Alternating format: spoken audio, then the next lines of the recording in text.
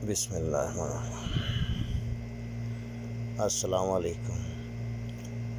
आज हम डिस्कस करेंगे क्रायोजेनिक टैंक्स के वैक्यूम्स के बारे में। क्रायोजेनिक टैंक्स जो हैं, सबसे पहले समझ लें क्रायोजेनिक से मतलब क्या है। क्रायोजेनिक मिल के बना है दो लफ्ज़ों से। Cryo means cooling, Latin word है ये, और genic mean the producer. Cryogenic means ऐसा लिक्विड जो कूलिंग प्रोड्यूस कर रहा है, जिनका टेम्परेचर माइनस में है।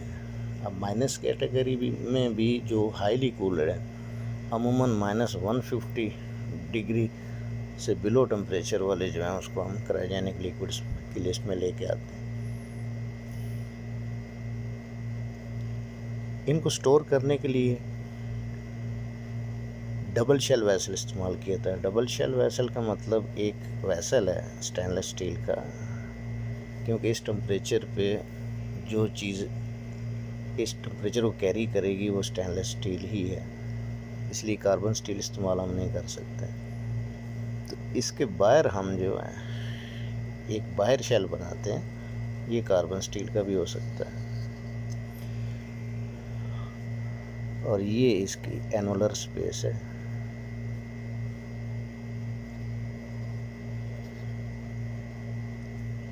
इसके अंदर पहले तो हम कोई heat resistant non conductor material कोई डाल लेंगे। अमूमन इसमें परलाइट पाउडर डाला जाता है। फिर उसके बाद इसको वैक्यूम किया जाता है। खाली परलाइट पाउडर हीट रेडिएशंस को नहीं रोक सकता। तो मेन चीज़ जो है जो हीट रेडिएशंस को रोकती है और अंदर इसके अंदर जो लिक्विड माइनस टेम्परेचर मेंटेन रखता है वो है वैक्यूम। तो वैक्यूम की जो फाइनेस्ट वैल्यू होती है वो क्रायोजेनिक्स लिक्विड टैंक्स में होती है। वैक्यूम क्या होता है? वैक्यूम जो है वो प्रेशर का अपोजिट है। प्रेशर का मतलब है कि किसी गैस का कोई प्रेशर किसी वेसल में, और वैक्यूम का मतलब है कि उसके अंदर जो एब्सोल्यूट प्रेशर है उससे भी आप नीचे आते हैं। पहले तो एब्सोल्यूट प्रेशर को जान लें। एब्सोल्यूट प्रेशर ये होता है कि किसी वेसल में अगर आप गेज, ये एक वेसल है, अगर इसकी गेज जो है वो हमें ज़ीरो शो करती है, इसकी कोई भी रीडिंग है, कोई भी रेंज है, और वो ज़ीरो शो करती है, इसका मतलब है इसके अंदर प्रेशर नहीं है। लेकिन ये जो प्रेशर है ये असल में मौजूद है। ये वो प्रेशर है जो एटमॉस्फेरिक प्रेशर है, हर जगह होता है, तो इसको हम एब्सोल्यूट प्रेशर कहेंगे। तो यहाँ जो वैल्यू होगी वो ज़ीरो, फ़र्ज़ करें इसको हम बार में नापते हैं तो 0 बार जी, यानी गेज के ऊपर 0 है, लेकिन असल में वो 1 बार एब्सोल्यूट है, यानी असल प्रेशर उसके अंदर 1 बार मौजूद है, जो कि ये गेज नहीं बताएगी। अब ये जो 1 बार प्रेशर है ये एयर का प्रेशर है जो पूरे एटमॉस्फेयर में एग्जर्ट करता है, मौजूद होता है। वैक्यूम में हम क्या करते हैं कि इसको नीचे लेके आते हैं।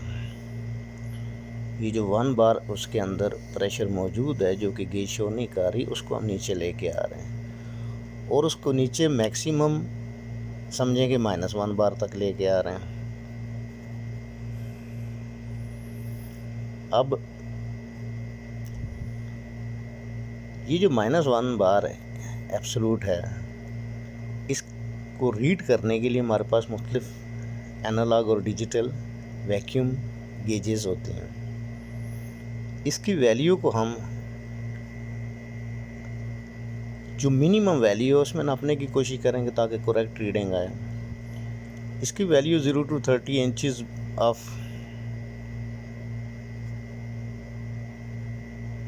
Hg मरकरी, ये हो सकती है वैक्यूम की रीडिंग एनालॉग में। 0 to 76 सेंटीमीटर ऑफ Hg, ये रीडिंग हो सकती है एनालॉग की। 0 to 760 mm ऑफ Hg, ये रीडिंग हो सकती है।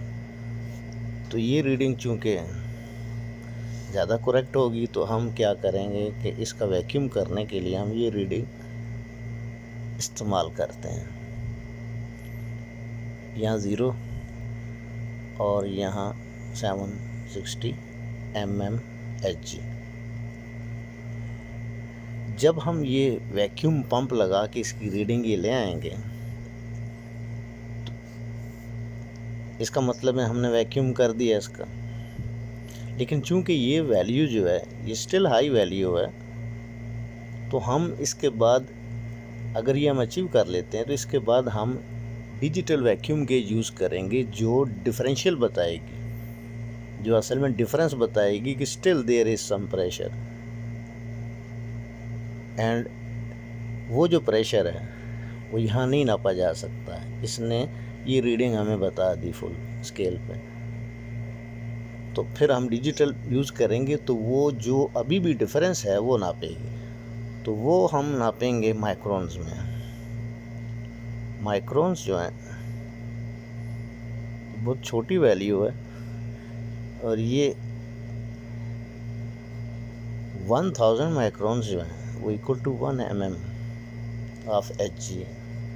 इसका मतलब ये है कि जब हम यहाँ पे एनालॉग से suppose we achieve 759 and it show 760 but actually 759, क्योंकि जो प्लस माइनस डिफरेंस है किसी एनालॉग स्केल का वो 0.5 अगर डिफरेंस है 0.5% तो वैसे एक्सेप्टेबल होता है। 0.5 डिफरेंस अगर एक्सेप्टेबल है तो यहाँ पे तो ये 757 पे भी हमें 760 रीडिंग दे सकती है। ये इसका मतलब है कि ये रिलायबल नहीं है। ये रेफरेंस के लिए कि हम 760 इस पे पूरी रीडिंग आ गई तो अब इसको हम यूज़ नहीं करेंगे।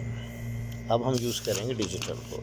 डिजिटल जो है वो रिमेनिंग वैल्यू स्टिल बताएगी, क्योंकि अभी वैक्यूम उसका 760 आया नहीं है, सिर्फ उसने रीडिंग बता दी। तो ये जो रीडिंग होगी हमारी वो माइक्रोन्स में अगर हम गेज यूज़ करते हैं तो अगर उसकी अपनी रेंज 0 to 1000 माइक्रोन्स है, उसकी अपनी रेंज 0 to 40,000 माइक्रोन्स भी हो सकते हैं। तो इसका मतलब ये हुआ कि मिली बार में अगर इसको कन्वर्ट करें तो 0 to 1 millibar, 0 to 1 mm of Hg, और ये 0 to 40 mmHg। अब हम वैक्यूम पंप को चलता रहने दें तो वो रीडिंग नीचे आती जाएगी माइक्रोन्स में। सपोज़ माइक्रोन्स में नीचे आते आते हमने एक वैल्यू 100 माइक्रोन्स अचीव कर ली, तो अब हमने डिसाइड ये करना है कि कौन सी वैल्यू हमारे लिए एक्सेप्टेबल है या गुड वैक्यूम है। ये डिपेंड करेगा टैंकों की कैपेसिटी के ऊपर। सबसे पहले छोटे जो टैंक्स होते हैं बहुत छोटे, उनको हम डीवार्स कहते हैं। अमूमन इनकी कैपेसिटी जो है टू 50 गैलन्स तक होती है। उसके बाद आते हैं, ये भी क्रायोजेनिक का डबल शेल है ये। उसके बाद आते हैं माइक्रो बल्क्स,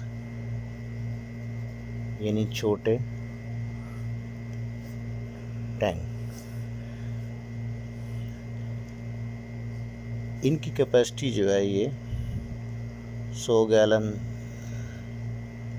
से लेके 700 गैलन्स तक हो सकती है। इनको हम माइक्रो बल्क कहते हैं।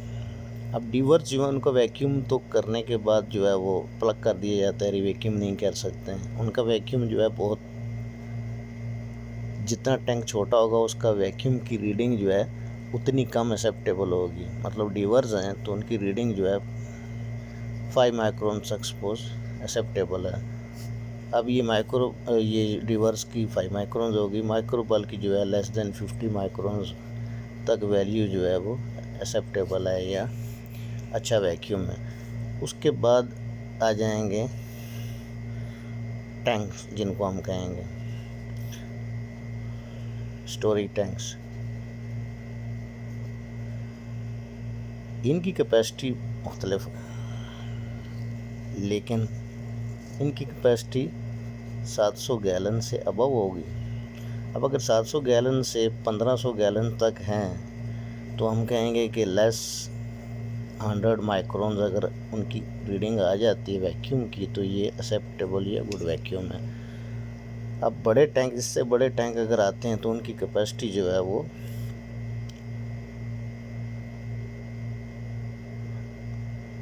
12,000 गैलन तक है अगर, तो उनमें हम कह देंगे कि उनकी जो रीडिंग है 150 टू 200 माइक्रोन एक्सेप्टेबल है, इतने पे कोई प्रॉब्लम नहीं होगी। इससे बड़े टैंक हैं 50,000 गैलन तक हैं, तो उनमें अगर 300 तक माइक्रोन्स तक हम अचीव कर लेते हैं वैक्यूम तो वो उनके लिए एक्सेप्टेबल है। उसकी वजह क्या है कि जूं ये एरिया बढ़ेगा, ये एनुलर स्पेस का एरिया बढ़ेगा, तो उसमें वैक्यूम जितना हम उसमें से प्रेशर निकालेंगे, वैक्यूम करेंगे, तो उसमें जो रीडिंग होगी as compare to bigger volume वो एक्सेप्टेबल होगी। यानी बड़ी वैल्यू है लेकिन as compare to annular space वो काफ़ी कम है। फॉर एग्ज़ाम्पल ये माइक्रोबल्ब की अगर 50 माइक्रोन्स है या एनुलर स्पेस की, तो वो अपनी एक परसेंटेज जो एनुलर स्पेस के हिसाब से जितने वॉल्यूम जितना हमने प्रेशर उसमें से निकाला है, तो वो एक परसेंटेज है। फ़र्ज़ करो कि इसे हमने 99.9% तक वैक्यूम कर दिए, तो वो जो वैल्यू है वो यहाँ पे भी उतनी ही है, क्योंकि एनुलर स्पेस बड़ी है तो 300 जो है वो भी 99.9% से अबव तक हमने अचीव कर लिया है।